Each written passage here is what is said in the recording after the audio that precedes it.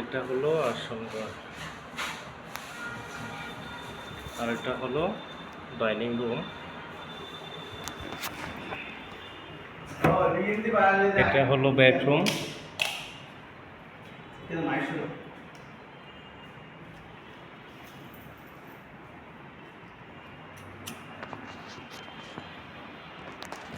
এই যে এগুলো হলো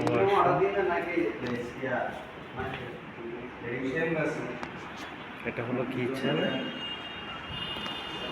আর এটা হলো মাস্টার বেড।